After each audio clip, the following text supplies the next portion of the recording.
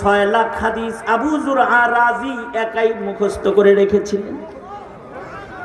ওনার ছাত্ররা ওনার ইলম নিয়ে ফখর করত।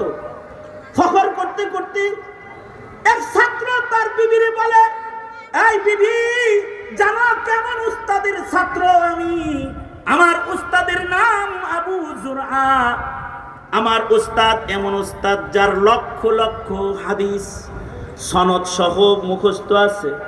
বিবি বলে, লাখ লাখ হাদিস মুখস্থ করা এটা কি চারটিখানি কথার তাম সারা লাভ করো?